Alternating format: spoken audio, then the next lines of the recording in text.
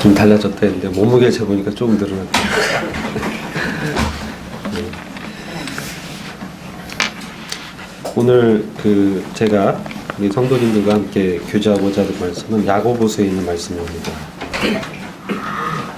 야고보서 1장에 이 말씀들을 통해서 죄악을 내버리고 시험을 이기며 하나님의 의를 이루는 삶의 실제라는 주제로 함께 교제하고자 합니다.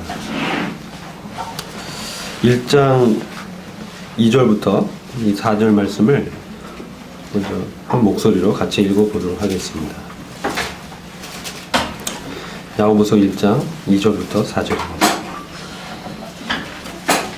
찾으셨으면 시작. 내 형제들아, 너희가 여러가지 시험을 만나거든 온전히 기쁘게 여기라. 이는 너희 믿음의 시련이 인내를 만들어내는 줄 너희가 알미라. 인내를 온전히 이루라. 이는 너희로 온전하고 구비하여 조금도 부족함이 없게 하려 함이라. 아멘. 이 야고보서 배경은 지난번에 한번 말씀드린 것처럼 흩어져 있었던 유대인이지만 주님을 믿은 그리스도인들에 대한 야고보의 이 권면을 보게 됩니다. 특별히 그들이 유대교 배경이 있었던 종교적 배경이 있었던 사람이지만 그들이 그리스도 안에서 새로운 이 믿음의 도를 받은 이후에 여러 가지 시험과 시련을 만나게 된 것입니다. 그래서 그들이 이 시험과 이 시련을 통과하면서 참 어려움들이 당연히 많이 있으리라 저희가 생각해 볼 수 있는데 2절 말씀을 보시면 그 어려움을 만났을 때 어떤 태도로 그 어려움을 대하는지를 말씀을 통해서 보게 되는 것입니다. 여러 가지 시험을 만나거든 온전히 기쁘게 여기라고 말씀하고 있습니다. 참 어려운 말씀이죠.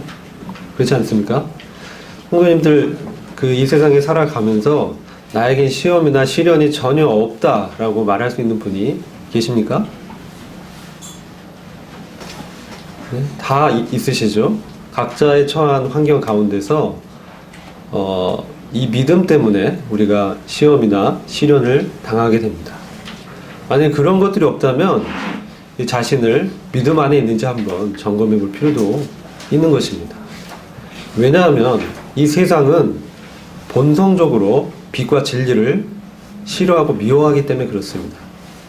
그래서 빛 대신 이 주님께서 오셔서 자기 백성들 가운데 진리를 증거하셨지만 백성들이 우리 주님을 마음에 두기를 싫어했다라고 요한복음에서는 말씀하고 있습니다.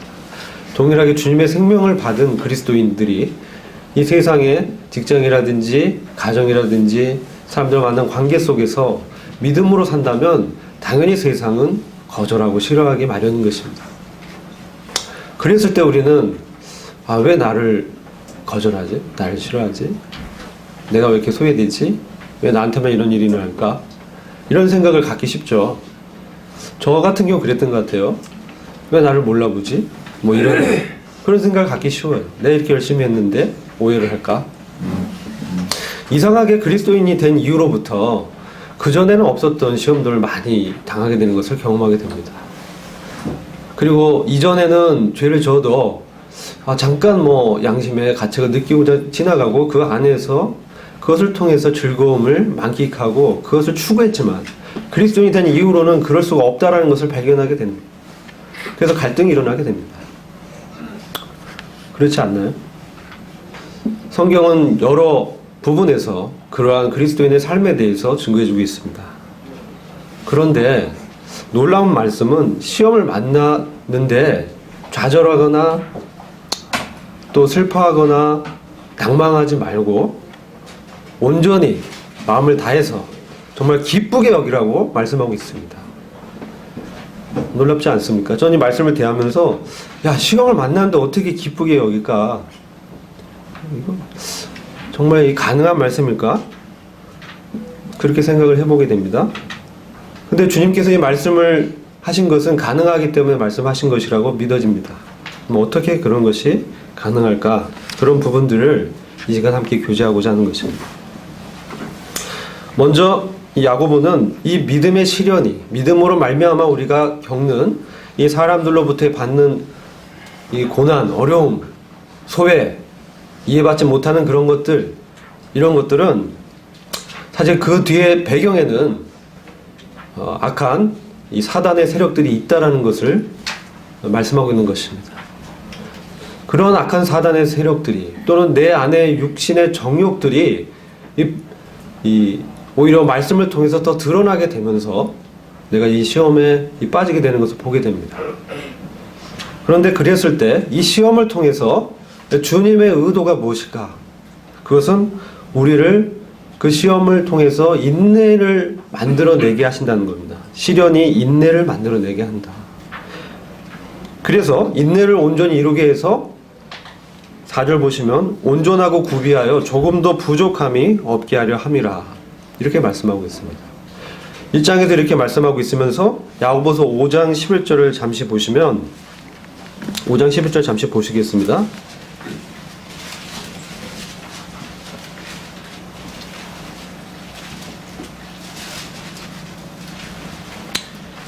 보라, 인내하는 자를 우리가 복되다 하나니 너희가 욥의 인내를 들었고 주께서 주신 결말을 보았거니와 주는 가장 자비하시고 긍휼히 여기는 자신이라. 인내하는 자가 이 복되다고 말씀하고 있고, 그 결말을 봤더니 주님의 긍휼하심과 자비하심을 입었게 됐다는 것을 이렇게 보게 되죠.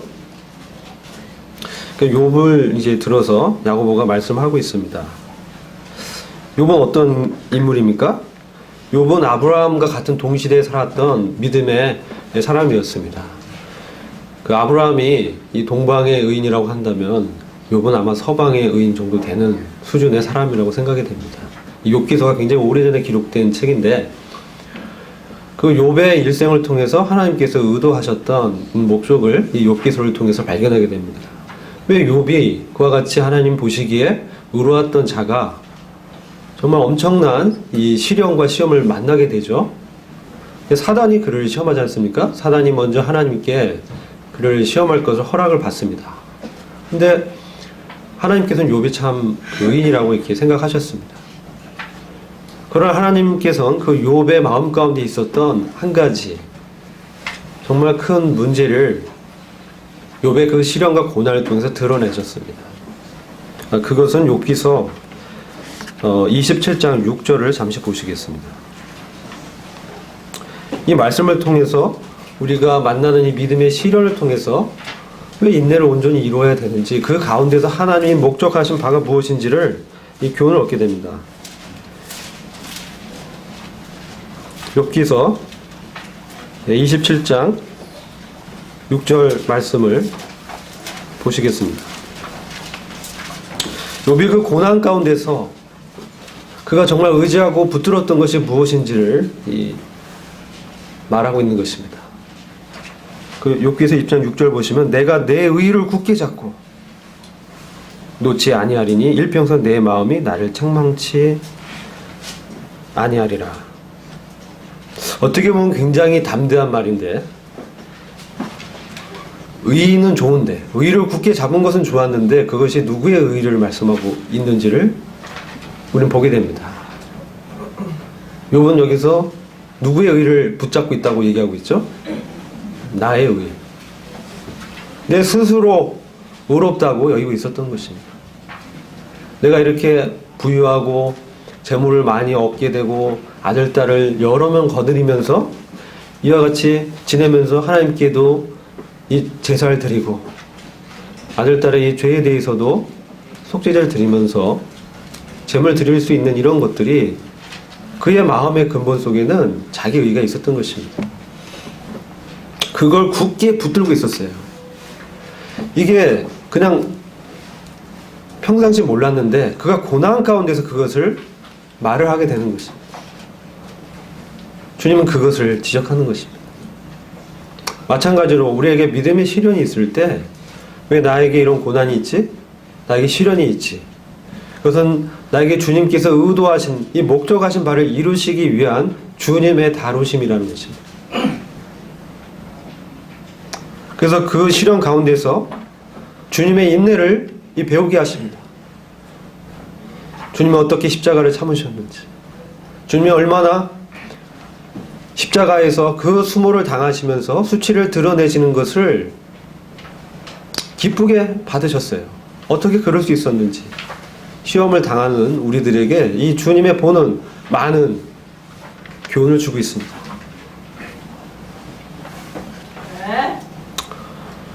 그래서 결국 우리가 이 시험 가운데서 주님을 더 깊이 신뢰하는 그러한 이 태도와 이 법을 배우게 되는 것입니다. 그래서 우리 인격이 주님을 말미암아 온전히 구비되어져서 조금 더 부족함이 없게 하려 하시기 위함이다라고 말씀하고 있습니다. 이 말씀은 무엇을 위해서 조금 더 부족함이 없게 하려 하심입니까? 이것을 우리가 주목해 봐야 됩니다. 야고보서 1장을 쭉 보다 보면은 저희가 1장 후반부에 가시면 중간 부분입니다. 12절을 보시면 시험을 견디는 자는 복이 있나니 그가 단련을 받은 뒤에 주께서 자신을 사랑하는 자들에게 약속하신 생명의 관을 받으리라 이렇게 말씀하고 있습니다. 시험을 이겼다 이렇게 표현하기보다 궁극적으로 이기는 것이지만 더 분명하게 말씀하고 있는 것은 시험을 무엇하는 자라고 말씀하고 있습니까? 시험을 견디는 자, 참는 자. 시험이 없을 수 없어요. 근데 중요한 건 주님의 관점이 그 시험을 참고 견디는 데 있다는 거예요.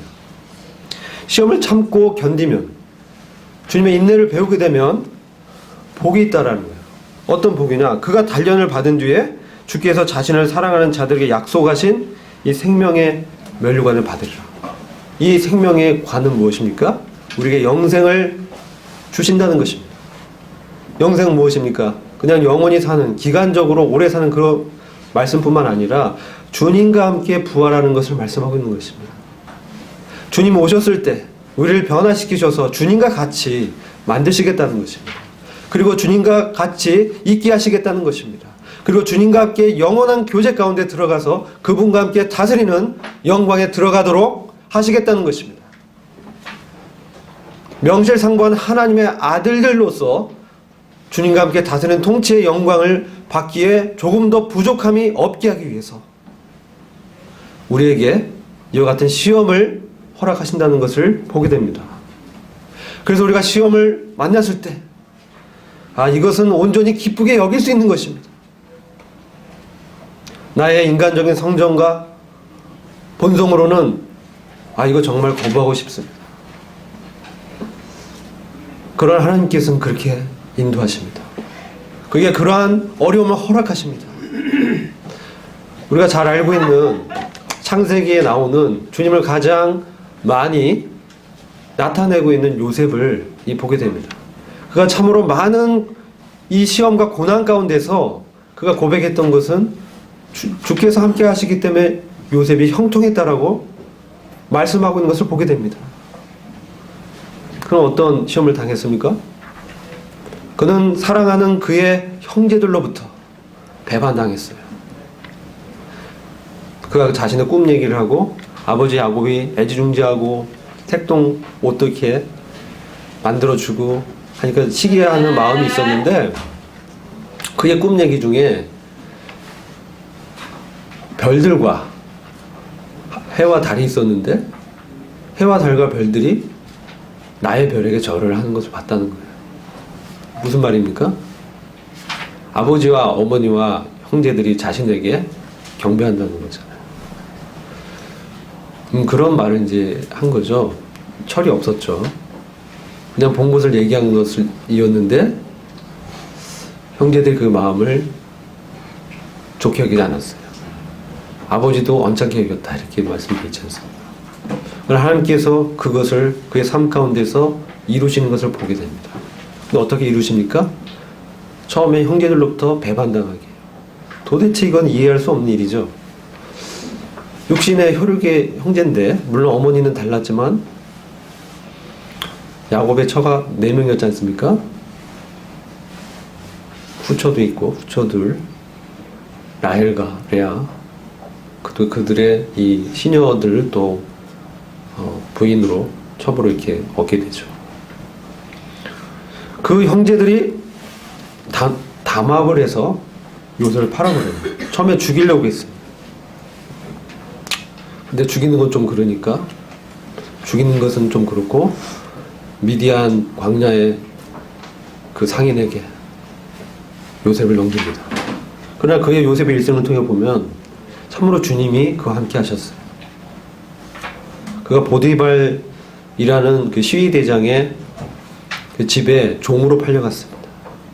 아버지의 가장 사랑받는 아들에서 종으로 전락한 거죠. 제가 언젠가 그 애니메이션을 봤어요.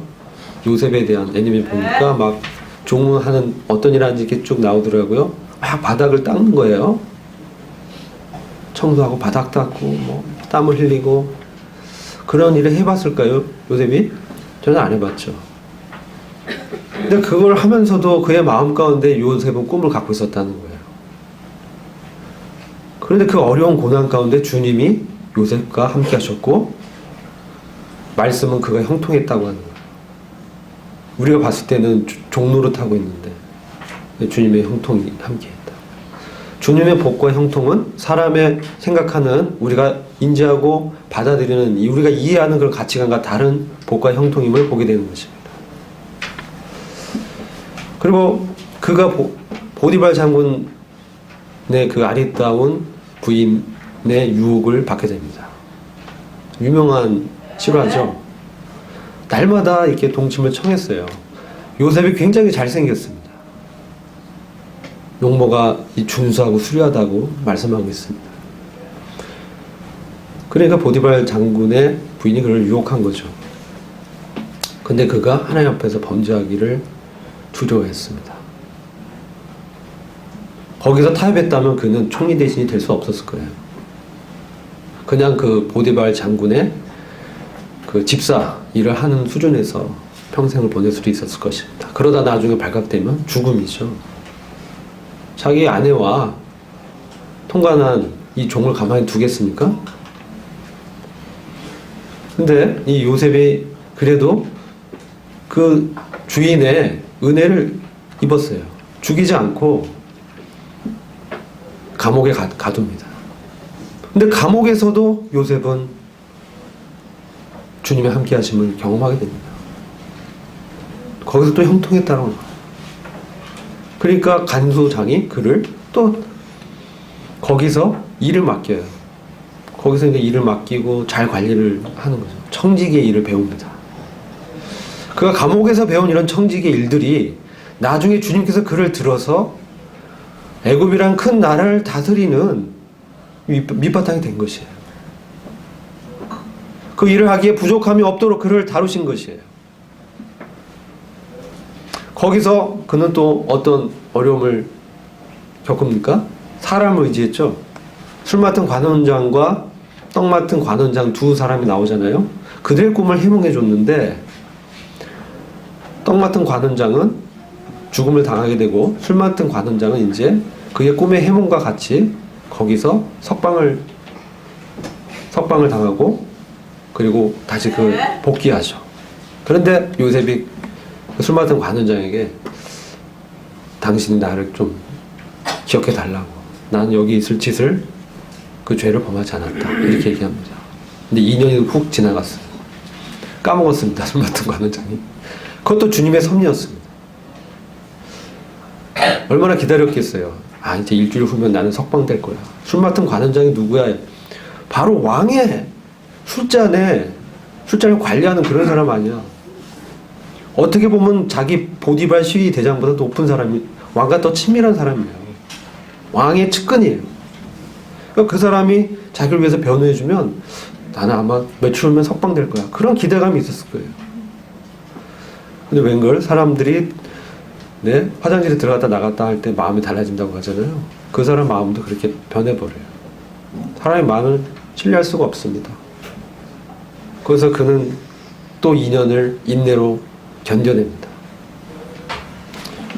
근데 주님이 바로의 꿈을 통해서 그것을 해몽할 자를 찾게 되죠. 그때 술 맡은 관원장이 기억하게 됩니다. 아, 그 내가 감옥에 있었을 때 그 요셉이 참 신기하게 그것을 해몽해서 그대로 되었습니다. 그 요셉의 설문에서도 드디어 하나님의 이 나타나심이 있는 거죠. 그를 들어서 이제 총리 대신이 되게 하시고 그 큰 나라 제국 애굽을 다스리게 합니다. 왕 바로 밑에 1인 지하 만인 지상이라고 하잖아요. 왕의 혈통 외에는 그보다 높은 사람이 없었습니다. 그의 꿈의 해몽대로 하나님께서 7년은 큰 풍년을 주시고 7년은 흉년을 주셔서 그것을 예비하지 않고 흥청망청 쓴 나라들이 애굽으로 찾아와서 애굽에 돈을 내고 이제 곡식을 가져가는.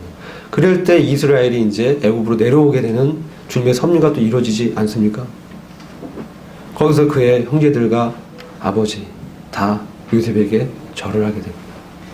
그때 요셉이 깨달아요. 내가 꾸었던 꿈 하나님께서 이루셨어요. 무엇을 통해서? 그의 시련과 고난의 과정에서 그를 단련하시고 주님의 섭리를 그를 통해 이루신 것입니다.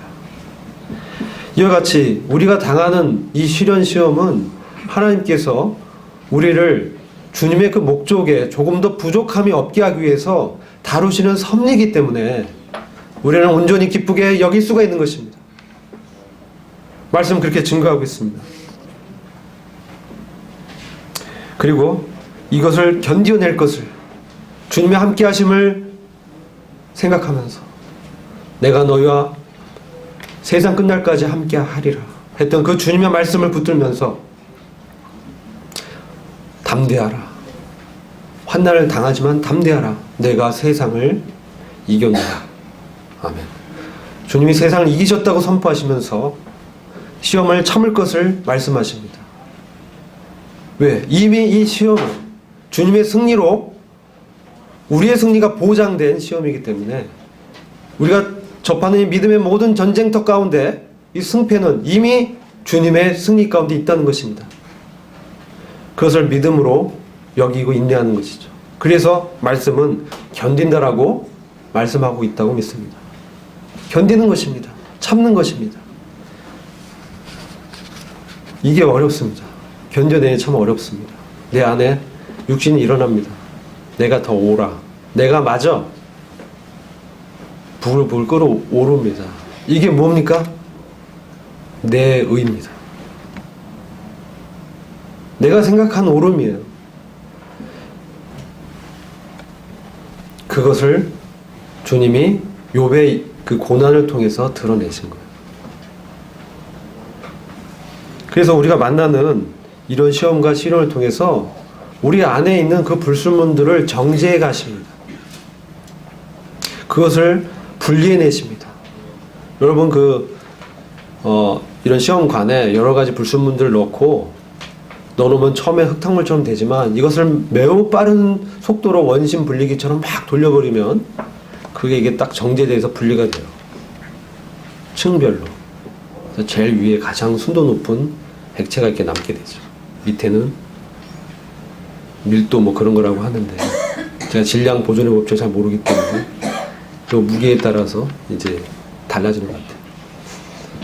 그런 것처럼 우리를 이렇게 막 흔드십니다. 우리를 짓 이기십니다. 우리를 절국에 넣어가지고 막 찌으실 때도 있어요. 왜 이런 고난을 줄까? 왜? 주님과 함께 다스리게 하기 위해서. 그런 인격을 가진 자로 다루시는 것입니다. 주님의 인격이 드러날 수 있도록 그렇게 하시는 것입니다. 그냥 내버려 두면, 평탄하게 두면 인간의 본성적인 성정상 주님 의지하지 않습니다. 교묘하게 가장합니다. 거룩한 처럼 합니다. 그러나 시험을 만났을 때 내 안에 무엇이 있는지를 보게 되는 것입니다. 내 안에 이런 더러운 악이 있었구나. 내 안에 이와 같은 정욕이 있었구나. 이것을 어떻게 알 수 있겠습니까? 그런 상황을 만나기 때문에 그것이 촉발돼서 일어나는 것입니다.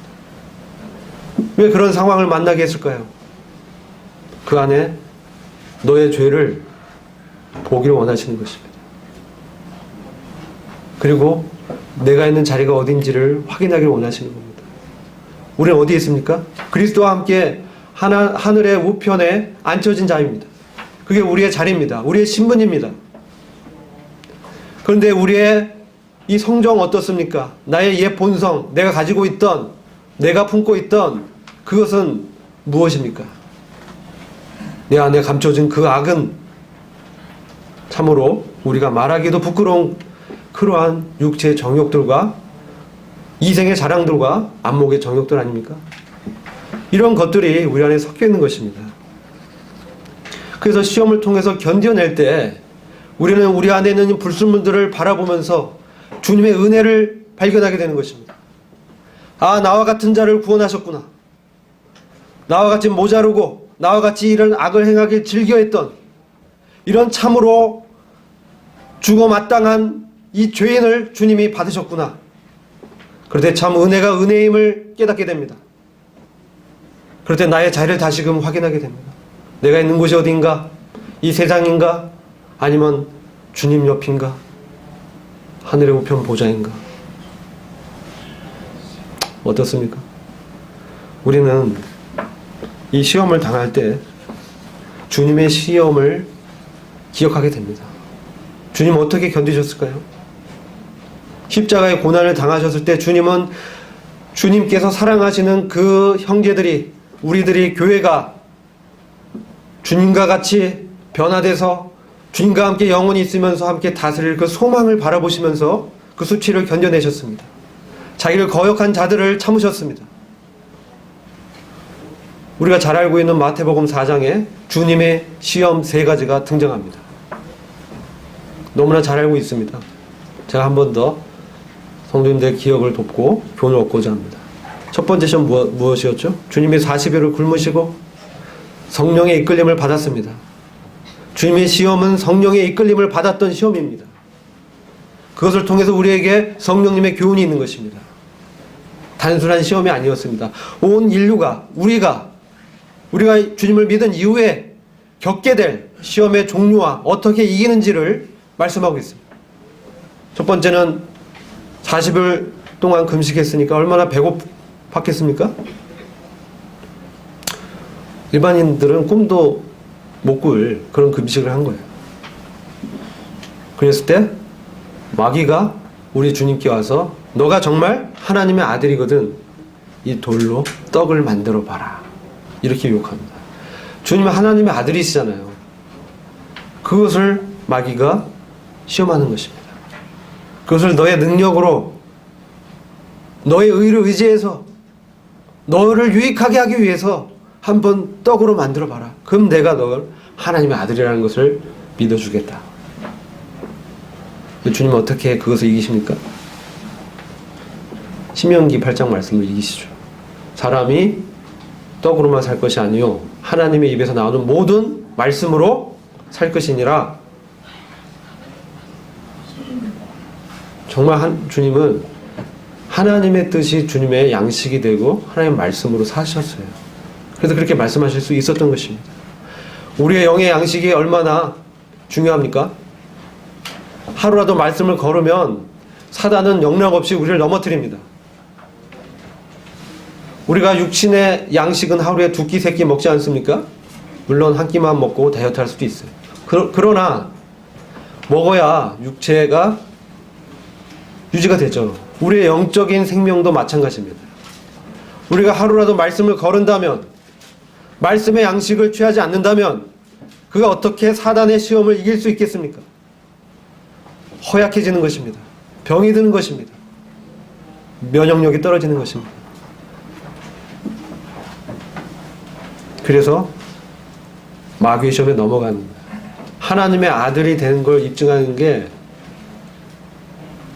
자기의 능력을 의지해서 하려고 하는 것입니다. 마귀가 자기 자리를 이탈해서 교만해졌잖아요. 내가 하나님과 견주어버리고 올라갔지 않습니까? 그 순간 그는 추락했습니다.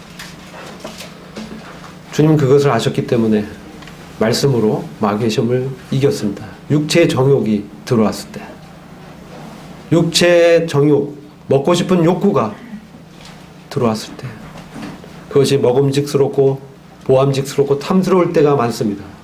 취하고 싶습니다. 그러나 우리가 하나님의 말씀을 기억하면서 그것을 거절해야 됩니다. 두 번째 시험은 무엇이었죠? 성전 꼭대기에 올라가서 너 뛰어내려라. 그러면 하나님께서 사자를 보내서 너를 바칠 것이다. 이거는 시편 말씀에 있는 말씀입니다. 말씀을 인용하는 거예요, 마귀가. 마귀가 말씀을 알고 있습니다. 이것은 그 성전은 예루살렘 성전입니다. 예루살렘 성전의 그 꼭대기에서 너가 점프하면 천사들이 너를 딱 받쳐줄 거야. 너가 하나님의 아들이면 그렇게 할 거야. 근데 주님이 그 마귀의 시험에 넘어가지 않으셨습니다. 이것은 무엇입니까? 네? 이생의 자랑과 같은 거예요. 스타가 되는 거죠. 거기에 누가 있습니까? 레위인들, 제사장들, 예? 성전들에 다 있잖아요. 유대인들이 거기 다 자리 잡고 있잖아요. 그때 주님이 꼭대기에서 딱 점프했어요. 근데 갑자기 천사들이 딱 받쳐. 그러면 유대인들이 어떻게 생각하겠습니까? 저분이 바로 메시아구나. 하나님이 보내시길 약속한 그 왕이구나. 바로 알았을 거 아닙니까? 근데 그렇게 하지 않으셨어요. 주님 뭐라고 하셨습니까? 주 너의 하나님을 시험하지 말라. 거기서 주 너의 하나님 누굽니까? 주님이시죠. 시험치 말라는 거예요. 하나님의 아들이 되심을 입증하는 것은 그와 같이 입증되는 것이 아닙니다. 주님은 십자가를 통해서 부활을 통해서 자신이 하나님의 아들이심을 입증하셨어요. 죽음을 통해서 입증하신 것입니다. 우리는 많은 경우에 이와 같이 뭔가 드러나고 보이는 그런 것에 마음을 뺏길 수가 있습니다. 뭔가 이렇게 딱 드러나면 쉽게 영광을 취할 수 있다고 생각하는 거예요. 근데 그렇지 않아요. 주님 십자가를 통과하셨어야 됐습니다. 주님의 마음은 하나님의 뜻에 있었습니다.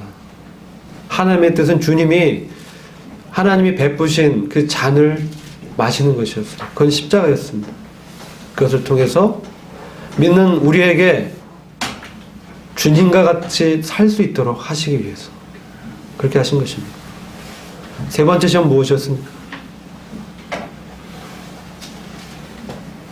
아주 높은 산 꼭대기에 올라가서 이 천하 만국의 영광을 보여줬습니다. 하나님의 아들 영광스러운 자리잖아요. 그리고 마귀가 주님께 나에게 엎드려 경배하면 이 천하 만국의 영광을 너한테 주겠다. 보여준 것입니다. 영광을 보여줬어요. 이것은 안목의 정육입니다. 우리는 보는 것에 굉장히 약해요. 유대인들도 보는 것을 믿었어요. 그래서 자꾸 표적을 구했습니다. 그러나 주님은 보이지 않는 하나님의 뜻을 보셨습니다. 살아 계시고 참되신 하나님을 의식하셨습니다. 그것을 거절하시죠. 고난 없이는 영광이 없습니다.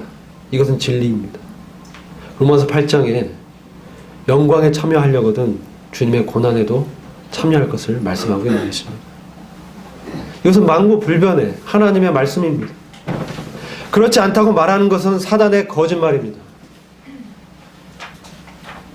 그래서 우리는 시험을 당할 때 우리를 이 고난을 통해서 하나님의 영광에 들어가게 하실 하나님의 섭리를 바라볼 수 있는 영적인 시야가 필요한 것입니다.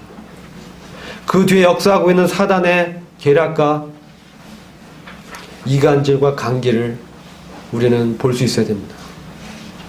우리는 때로 우리를 어렵게 하고 우리를 몰라주는 사람들을 불평하고 불만하며 원망할 때가 많습니다.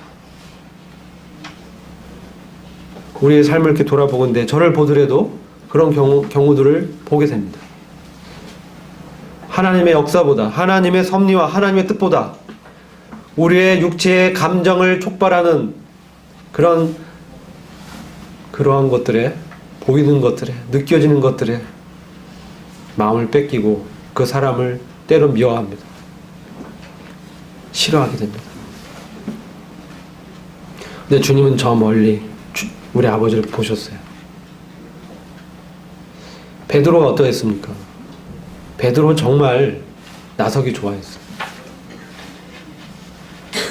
근데 그가 주님이 그 겟세마네 동산에서 기도하시고 이제 잡히시기 직전에 검을 갖고 있었어요. 그리고 주님을 잡으러 왔던 그런 군대들 중에 서 있던 말고라는 사람의 귀를 잘라버립니다. 근데 주님은 그것을 붙여주셔요. 그러면서 내가 아버지가 허락하신 잔을 내가 마셔야 되겠다. 이것은 주님이 그렇게 결정하신 거예요. 주님은 누구에게 목숨을 뺏기실 수 있는 그런 분이 아닙니다. 주님은 전능한 하나님이시고 하나님 아들입니다. 주님 스스로 생명을 내어놓으셨기 때문에 주님이 붙잡혀 주신 것이지 누구도 절대로 우리 주님을 그렇게 할 수가 없는 것입니다. 요한복음을 보면 우리 주님이 의도적으로 적극적으로 그 시험을 담대하게 맞서는 것을 보게 됩니다.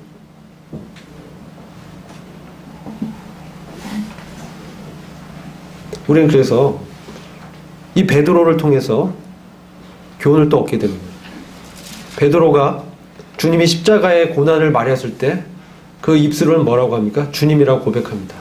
근데 주여 그렇게 하지 마옵소서. 주여 해놓고 그렇게 하지 마옵소서. 그런 일은 주님께 일어날 일이 아닙니다. 주님 영광을 받아야 되시지 않아요? 그 우편에 제가 앉아야 되잖아요. 그런 생각이 있었던 거예요. 근데 주님 뭐라고 하십니까? 사단아, 뒤로 물러가라. 이게 세 번째 천하 만국의 영광을 보여준 그 마귀에게 똑같은 말씀을 하셨잖아요. 사단아, 물러가라. 오직 주 너의 하나님을 섬기고 경배하라. 베드로에게는 사단아, 내 뒤로 물러가라. 너가 나를 넘어지게 하는 자로다. 너가 하나님의 일보다 사람의 일을 중지하는도다. 그렇게 말씀하셨어요. 그래서 주님은 고난을 통과하십니다. 그리고 그를 통해서 시험을 이기셨습니다. 그리고 우리를 초청하십니다. 세상에서 너희가 시험을 당하고 어려움을 당하지만 두려워 말라. 내가 세상을 이겼노라.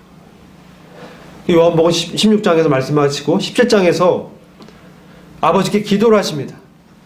근데 이 세상에서 데려가시려고 기도하는 것이 아니라 세상에서 악에서 보존해 달라고 기도하십니다.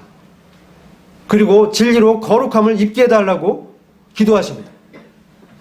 그래서 우리는 이 세상의 이 시험 가운데서 우리는 악에서 보존을 받게 되는 것입니다. 주님이 그렇게 기도하셨습니다. 우리 또한 기도해야 되는 것입니다. 그리고 진리로 말미암아 우리가 거룩함을 입게 되는 것입니다. 거룩은 무엇입니까? 도덕적인 그러한 행위가 거룩의 본질이 아닙니다. 거룩은 누가 거룩하다 하는 것은 그가 하나님께 속했다는 것입니다. 우리가 시험을 당하고 내 안에 일어나는 이런 정욕들과 시험들의 근본적인 원인들을 주님의 이 말씀에 비추어서 보지 않으면 우리는 얼마든지 불평불만할 수 있습니다. 그것은 아직도 내 의를 의지하고 있는 것입니다.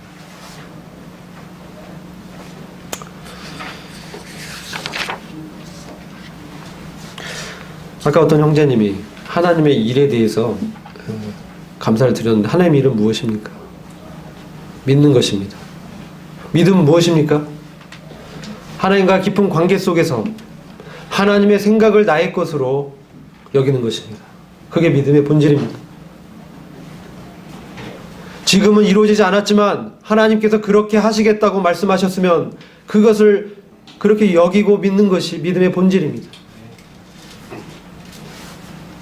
그래서 지금 우리는 그런 것들을 이 세상 가운데서 이 단련을 받고 있는 것입니다. 욥도 자기가 고백했습니다. 내가 이와 같은 고난을 통해서 정금같이 단련하시리라. 주님이 정금같이 우리를 단련하시는 것입니다. 그건 무엇입니까? 신성입니다. 영광입니다. 그리고 우리가 시험을 견디고 참을 수 있는 또 다른 것은 주님이 우리가 시험 당할 때 주님이 우리와 함께 하시는 것입니다.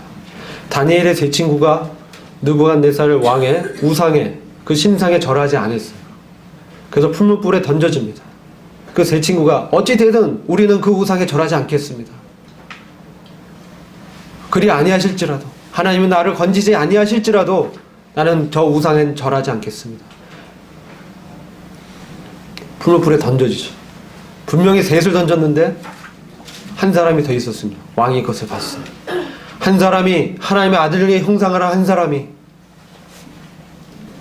돌아다니면서 자유롭게 그들이 풀어지고 그 뜨거운 풀무불에서 보존을 받았어요.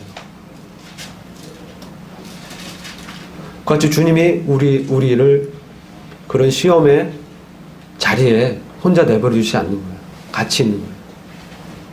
주의 성령으로 우리를 도우십니다.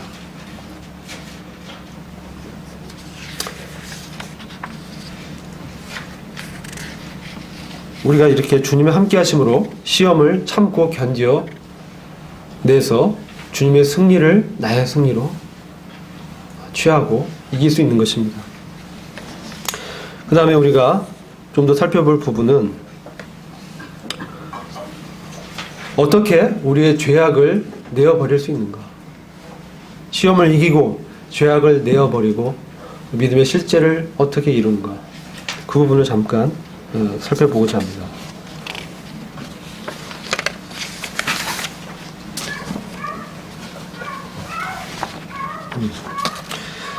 야고보서 1장 20절부터 21절을 보겠습니다.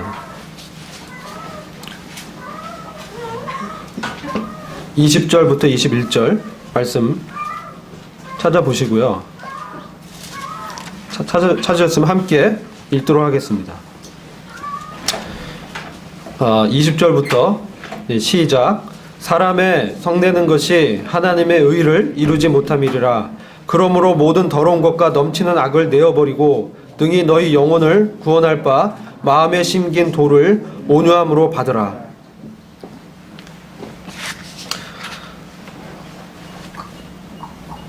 전 이 말씀 보면서 성도의 마음에 어떻게 모든 더러운 것과 넘치는 악이 있을 수 있을까? 이런 생각을 해보게 되었습니다. 구원받으면 천사같이 될 줄 알았었는데, 나는 구원받으면 거룩하게 살 수 있을 줄 알았는데, 구원받은 이후에 더 느낀 점은 무엇입니까? 내 안에 내가 원치 않는 악이 있음을 보게 되는 것입니다. 구원받은 나는 참으로 선을 행하길 원하는데 원하는 선을 행하지 않고 원치 않는 악을 행하는 자신을 발견하게 됩니다. 그렇지 않으십니까? 우리가 구원받기 전에 자연인은 그것을 원하기 때문에 이런 생각을 가질 수가 없습니다. 죄악을 탐닉하고 그것을 즐기고 추구하기 때문에 이 고백은 구원받은 사람의 고백입니다. 야고보서에서도 그것을 지적하고 있습니다. 모든 더러운 것과 넘치는 악을 내어버리고. 근데 나에게 넘치는 악이 있는데 이것을 어떻게 내어버릴 수 있습니까? 여기에 딜레마가 있는 것입니다. 떼내려고 해도 안 떨어져요. 죽겠습니다. 죽겠다고 얘기한 사람이 있어요. 바울이 로마서 7장 보면 주님 죽겠습니다. 내가 죽을 지경이 됐습니다. 내가 정말 하나님 뜻을 쫓고 추구하고 하나님의 뜻을 하려고 하는데 하나님 뜻은 하지 않고 내 뜻을 행하는 이 악을 발견하게 됩니다. 저는 비참한 자입니다. 나는 공고합니다. 이 사망의 몸에서 누가 나를 건져낼 수 있겠습니까?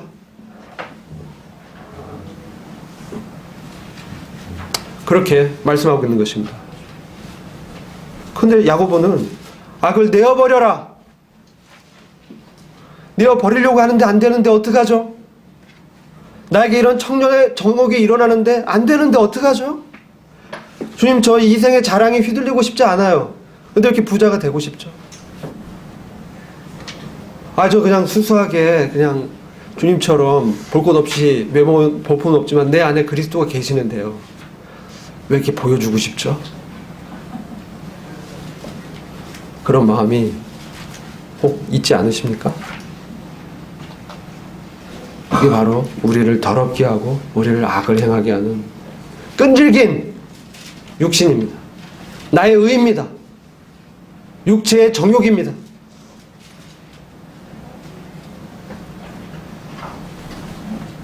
근데 말씀은 내어 버리라고 하고 있습니다. 많은 믿음의 선진들이 내어 버리려고 많은 짓을 했어요. 어떤 일을 했습니까? 산에 올라가서 산기도 많이 했습니다. 나물 몇 구를 뽑은지 몰라. 저도 소식 때 금식 기도도 하고 기도원도 들어가서 기도도 하고 그랬어요. 근데 작심삼일이더라고요. 내로 똑같아져. 변화가 없어요. 똑같이 돌아가. 후련했는데 한 일주일 지나니까 말짱 도루묵이 됐어요. 예전에 한번 간증했지만, 그래서 제가 낙향하려고 그랬어요. 내 안에 이 넘치는 악을 내어 버리려고 했는데 안 떨어지는 거예요. 주님, 왜 이렇게 안 떨어지죠? 이게 뭡니까? 이 회칠한 무덤이 다른 데 있는 게 아닙니다. 제 안에 있었어요. 너 회칠한 무덤아, 독사의 자식아! 그래, 주님은 우리 안에 있는 이 죄악을 보게 하기 위해서 때로는 우리를 시험에 허락하시는 거예요. 정욕에 빠지게 하는 거예요. 그런 주님의 섭리가 있습니다. 그 가운데서 그런 시험을 허락하신 주님의 사랑을 발견하게 됩니다. 주님이 우리를 로봇으로 만들었다면, 주님이 우리에게 자유의지를 안 주셨다면 우리는 정말로 정해진 그 룰에 따라 행동할 수 있었을 거예요. 주님은 그렇게 짓지 않으셨어요. 주님은 하나님의 형상으로 우리를 지으셨습니다. 하나님의 인격으로 우리를 만드셨습니다. 우리가 하나님의 진정한 아들들이 되기를 원하셨습니다. 그래서 주님은 창세 전부터 예비하시고 계획하셨던 그리스도의 십자가를 염두에 두셨던 겁니다. 그리고 그를 통해서 하나님의 진정한 아들들인 교회를 태어나게 하신 것입니다. 우리를 그런 자로 부르신 것입니다. 그런데 우리 안에는 여전히 넘치는 악과 이 모든 더러운 것들이 있습니다. 이걸 어떻게 해야 되겠습니까? 우리는 이 정체를 분명히 말씀을 통해서 분별해내야 됩니다. 많은 경우에 이것이 나라고 생각했습니다. 그래서 내 의로 어떻게든 이겨보려고 했습니다. 내가 믿음이 있으니까 이길 수 있을 거야. 기도해봅니다. 여전히 넘어지는 거예요. 해결이 안 돼. 주님, 저주스럽습니다. 저를 죽여주세요. 왜 저에게 이런 고통이 있습니까? 정말 죽음 같은 이러한 죄책감과 정말 생을 포기하고 싶은 그러한 마음으로 사도 바울이 로마서 7장을 그 경험을 기록한 것입니다. 로마서 7장 잠시 보시겠습니다. 어떻게 우리는 넘치는 악을 내어 버릴 수 있습니까?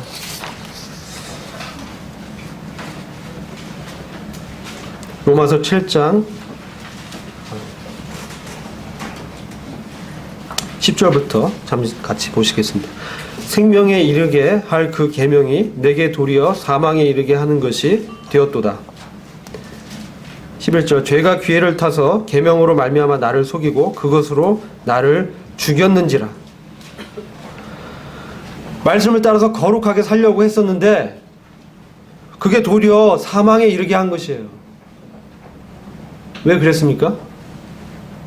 죄가 기회를 타서 오히려 그 말씀으로 나를 속이고 그것으로 나를 죽였습니다. 그렇게 해보려고 했는데 이 죄악을 내어버리고 거룩해지려고 땀 흘려보고 착하게 살려고 했는데 안 되는 거예요. 넘어진 거예요. 내가 죽어버린 거예요. 내가 할 수 없는 거예요.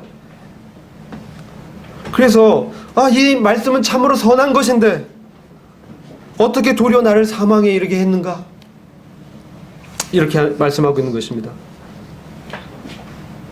그리고 15절에 나의 행하는 것을 내가 알지 못하노니 이건 내가 아닌 거예요. 뭔가 날 죄악을 범하게 하고 넘어지게 하는 뭔가가 있는데 그가 깨달은 것은 그게 내가 아니라는 것을 깨달은 것입니다. 원하는 이것은 행치 아니하고 원하는 이 선 하나님의 성품을 나타내지는 않고 원치 않은 악, 육체의 정욕과 시험과 불평, 불만과 이런 악들을 내어 쏟고 성을 내고 감정으로 행동하는 그 자신을 보게 되는 것입니다.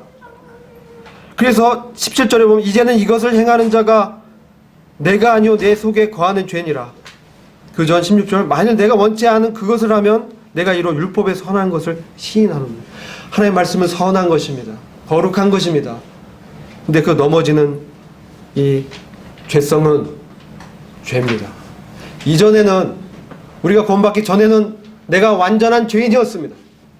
내가 그 죄와 완전히 하나가 일치가 된 자였습니다. 죄가 나로부터 도저히 떨어질 수 없었습니다. 내가 그 죄의 노예였기 때문에 나는 죄로부터 벗어날 수 없었습니다. 그러나 이제 그리스도 예수 안에 있는 자에게는 그분과 함께 우리가 죄에 대해서 죽었다라고 로마서 6장에 말씀해주고 있지 않습니까? 어떻게 죄에 대해서 죽은 자가 죄에 거할 수 있겠느냐? 야고보도 잘못을 범하지 마라 그렇게 얘기하고 있습니다. 계속해서 고의적으로 의도적으로 죄에 머물지 말 것을 권면하고 있습니다. 그것은 그리스도인이 할 행동이 아니다. 그것은 죄와 완전히 짝하고 일치된 그 죄인의 모습은 그리스도인의 모습이 아닙니다. 여기서는 그 죄와 참된 나를 구분해서 말씀하고 있는 것입니다. 예전 내가 죄와 동화된 죄인이었지만 이제는 내 몸에 남겨있는 그 죄를 바라보면서 이 죄를 내어버릴 대상으로 인식하는 것입니다. 그 유혹이 올 때, 시험이 올 때, 내 안에 이 죄성이 일어날 때,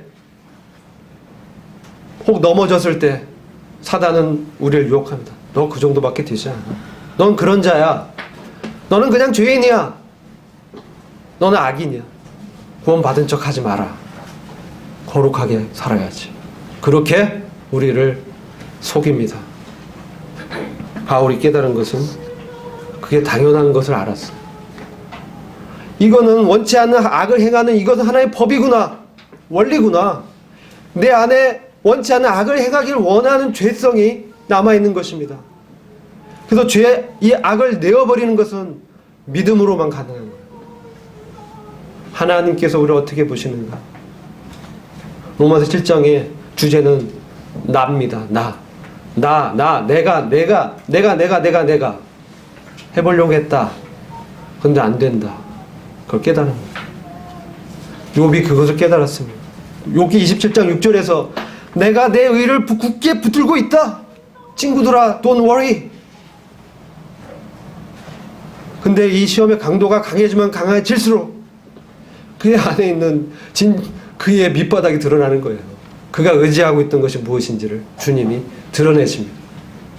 그게 바로 네 자신의 의다.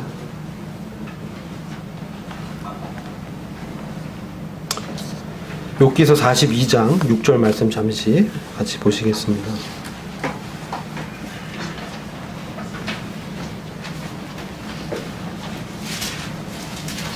주님이 욥 앞에 등장하셨습니다.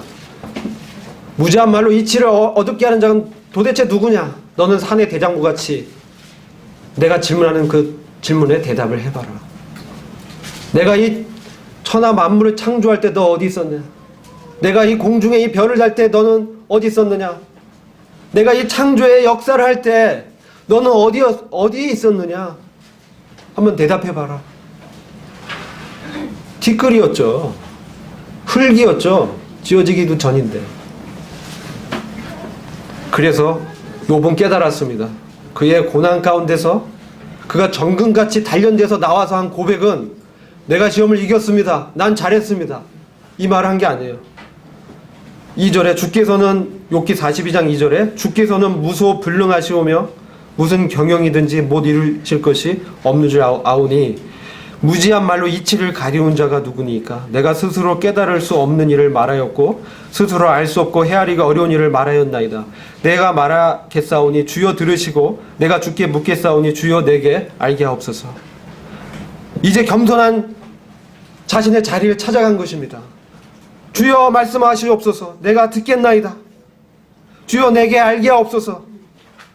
내가 죽게 대하여 귀로 듣기만 하였었다니 이제는 눈으로 주를 배움나이다. 욥기서 42장 5절입니다. 그러므로 내가 스스로 하나고 티끌과 제 가운데서 회개하나이다. 그가 참된 회개를 했어요. 그가 그 안에 있는 죄성을 발견한 것입니다. 주님 외에는 선할 수가 없구나.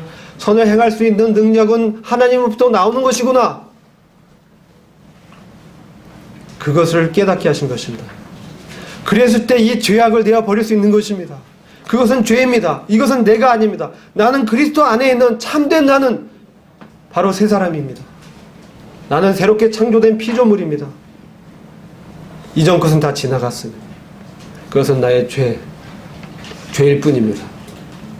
뒤로 제쳐버리는 것입니다. 내어버리는 것입니다. 내어버리는 건 분리하는 것입니다. 이게 나가 아니야. 이건 죄야. 이게 그리스도 안에서 참된 진리로 자유를 얻은 자만이 그렇게 할 수가 있습니다. 구원받지 못한 사람은 절대로 이 일을 할 수가 없어요. 분리될 수가 없어요.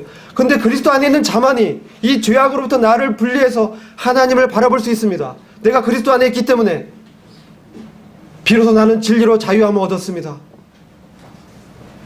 그리스도 예수 안에 있는 생명의 성령의 법이 죄와 사망의 법에서 너를 해방하였습니다. 그럴 때 우리는 나의 이 죄된 옷을 벗어버리고 이제 정말 겸손한 자리에서 너희는 아무것도 아닙니다. 이건 다 티끌이고 죄입니다. 내가 보니 나는 참으로 내 안에 옛날 이거는 똥이었습니다. 죄였습니다. 내가 보니 참으로 처음에는 내가 그래도 좀 잘난 줄 알았는데 사도 중에 가장 작은 자요.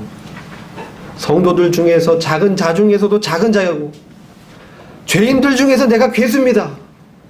바울의 노년의 고백이었습니다. 바울이 그렇다 죄를 막 짓고 살았습니까?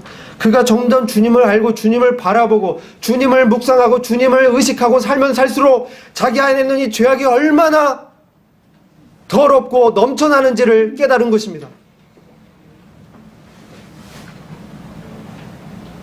그래야만 우리는 이 죄악이 내가 아님을 고백할 수 있는 것입니다. 그래서 우리에게 시련을 주시는 것입니다. 왜 우리가 어려움이 있습니까? 바로 거룩한 하나님께 속해서 하나님의 아들들로 살 것을 원하시는 주의 마음이 있습니다. 그럼 어떻게 하면 우리가 하나님의 아들로 살 수가 있겠습니까? 야고보서 1장 21절은 후반부에서 말씀해 주고 있어요. 능히 너의 영혼을 구원할 바 마음에 심긴 돌을 온유함으로 받으라. 우리는 영혼을 구원에 이르는 믿음을 가진 자입니다.